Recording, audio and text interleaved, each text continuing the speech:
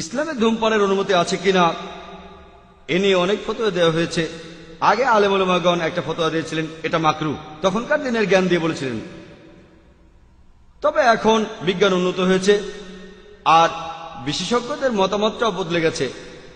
পবিত্র কোরআনে সূরা বাকারার 195 নম্বর আয়াতে উল্লেখ করা হয়েছে, বলা হয়েছে, তোমরা তোমাদের নিজেদের হাতে নিজেদের ধ্বংসের মধ্যে নিক্ষেপ করো না। তোমরা তোমাদের নিজেদের হাতে নিজেদের ধ্বংসের মধ্যে নিক্ষেপ করো না।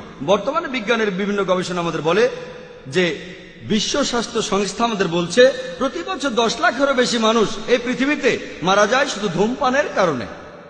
যারা ফুসফুসের ক্যান্সারে মারা যায় তাদের মধ্যে 90%ই হলো ধূমপান করার কারণে।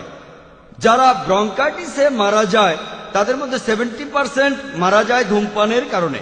কার্ডিওভাস্কুলার ডিজিজে যারা মারা যায় তাদের মধ্যে 25% মারা যায় কারণ তারা ধূমপান করত।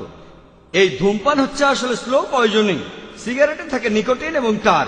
সিগারেট দেখতে কেমন সেটা বাদ দেন, প্রায় 400 জন বিশেষজ্ঞের নতুন একটা ফতোয়া অনুযায়ী তারা বলেন ধূমপান করা হারাম, কারণ পবিত্র কোরআন বলছে তোমরা তোমাদের নিজেদের হাতে নিজেদের ধ্বংসের মধ্যে ফেলো না। আর এতে শুধু আপনার একার ক্ষতি হবে না, প্রতিবেশীদেরও ক্ষতি হবে। কারণ বিজ্ঞানের বিভিন্ন গবেষণা বলছে যে চেইন স্মোকারদের স্ত্রীদের ফুসফুসের ক্যান্সার হওয়ার সম্ভাবনা বেশি, কারণ প্যাসিভ স্মোকিং আরো বিপজ্জনক। অ্যাক্টিভ স্মোকিং সরাসরি এটাও ক্ষতিকর। প্যাসিভ স্মোকিং মানে কেউ ধোঁয়া ছেড়ে দিল আর অন্য কারো ফুসফুসে সেটা ঢুকে গেল, এটা আরো বিপজ্জনক, আরো বেশি ক্ষতিকর। ধূমপান করলে আপনার ঠোঁট কালো হয়ে যাবে, দাঁত কালো হয়ে যাবে, দাঁতের মাড়ি হয়ে যাবে, হাতের আঙ্গুল কালো হয়ে যাবে, তারপর গলার ক্ষতি হবে, এতে করে পেপটিক আলসার হবে, এছাড়াও হবে কোষ্ঠকাঠিন্য, এতে করে যৌন শক্তি কমে যাবে, আপনার স্বাস্থ্য খারাপ হয়ে যাবে, ক্ষুধা কমে যাবে, আপনার স্মৃতিও কমে যাবে। তাহলে এইসব গবেষণার উপর ভিত্তি করে বর্তমানে ওলামারা 400-এরও বেশি ফতোয়া দিয়েছেন যে ধূমপান করা হচ্ছে হারাম। এছাড়াও সূরা বাকারার 195 নম্বর আয়াতে উল্লেখ করা হয়েছে, বলা হয়েছে যে তোমরা নিজের হাতে তোমাদের ধ্বংসের মধ্যে ফেলে দিও না। তাই এটা আপনাদের ভালো লাগুক বা না লাগুক, ইসলামে এটা অনুমতি নেই।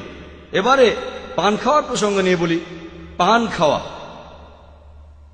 যদি পানের মধ্যে থাকে তামাক, যে কোনো রকমের তামাক, হোক সিগারেট, হোক হুক্কা, হোক চাবানো, এই সবগুলো স্লো পয়জনিং আর হারাম।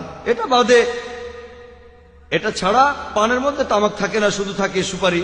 দেখতে হয়তো খারাপ লাগবে, সেটা আলাদা ব্যাপার। তবে ইসলাম এ ব্যাপারে নিষেধ করেনি।